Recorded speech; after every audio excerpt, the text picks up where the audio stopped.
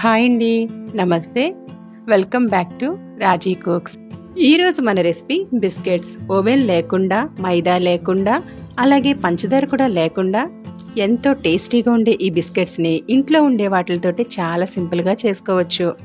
టేస్టీగా, సింపుల్గా అయిపోవాలి అనుకునే వాళ్ళు ఈ స్నాక్ తప్పకుండా ట్రై చేయండి. క్రిస్పీగా, తినే కొలది తినాలనిపించే అంత కమ్మగా ఉంటాయి. మరి లేట్ ఎందుకు, రెసిపీ ఏంటో చూసేద్దామా? చూసే ముందు ఫస్ట్ టైం కనుక నా ఛానల్ చూసినట్లయితే నా ఛానల్ని సబ్స్క్రైబ్ చేసుకుని పక్కనే ఉన్న బెల్ ఐకాన్ని క్లిక్ చేయండి. అప్పుడే మీకు నేను పెట్టే ప్రతి వీడియో కూడా అప్డేట్ అవుతుంది.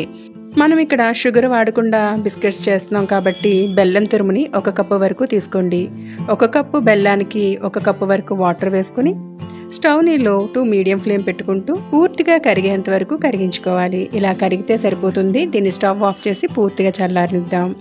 ఈలోగా ఒక మిక్సీ జార్ తీసుకుని ఒక 5 ఇలాచీ తీసుకుంటున్నాను.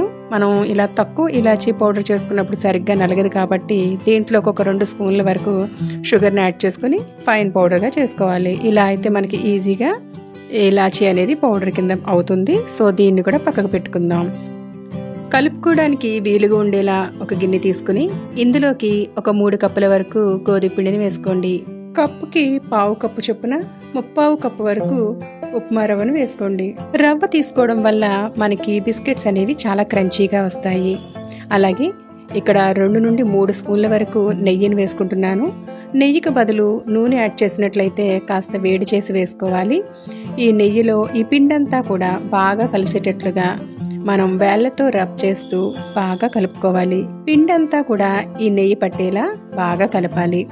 ఇలా వేళ్లతో బాగా రబ్ చేస్తూ కలపడం వల్ల బిస్కెట్స్ అనేవి గుల్లగా వస్తాయి. పిండిలోకి కొద్దిగా సాల్ట్ని వేసుకుని ఒక 3 స్పూన్ల వరకు నువ్వులను కూడా యాడ్ చేసుకోండి. ఇందులోకి 1 స్పూన్ వరకు సోంపును కూడా వేసుకోండి. ఈ సోంపు వల్ల చాలా టేస్టీగా ఉంటాయి. అలాగే ముందుగా గ్రైండ్ చేసుకున్న ఇలాచీ పౌడర్ను కూడా వేసుకుని ఇప్పుడు ముందుగా కాచి ఉంచుకున్న బెల్లం వాటర్ను కూడా కాస్త స్ట్రెయినర్ సహాయంతో ఫిల్టర్ చేసుకుని వేసుకోవాలి. పాకంలో నలకలు ఏమన్నా ఉంటే ఇలా వచ్చేస్తాయి. ఇప్పుడు మనం ఈ పిండిని ఈ పాకంలో చపాతీ పిండిలా కలుపుకోవాలి. అవసరాన్ని బట్టి కాస్త వాటర్ని యాడ్ చేసుకుంటూ చపాతీ పిండిలాగా ఇలా చేతితో బాగా మర్దన చేస్తూ కలుపుకోవాలి. పిండి ఆరిపోకుండా ఏదైనా మూత పెట్టి ఇప్పుడు డీప్ ఫ్రైకి సరిపడేంత ఆయిల్ స్టవ్ మీద పెట్టుకున్నాను. ఈలోగా ఈ పిండిని మరొకసారి బాగా కలిపి దీన్ని 3 లేదా 4 ముద్దలుగా డివైడ్ చేసుకోవాలి. ఒక్కొక్క ముద్దని తీసుకుంటూ ఇలా రౌండ్గా చుట్టుకుంటూ సైడ్స్ని ఇలా ఒత్తినట్లయితే మనకి సిలిండ్రికల్ షేప్ వస్తుంది. చాక్ సహాయంతో దీన్ని రౌండ్గా కట్ చేసుకోవాలి. ఇలా పిండిని గట్టిగా నొక్కకుండా అలాగే నైఫ్ను కూడా ప్రెస్ చేయకుండా ఇలా కట్ చేసినట్లయితే మనకి ఒక 1/4 ఇంచు మందంతో అన్నీ కూడా కట్ చేసుకోవాలి.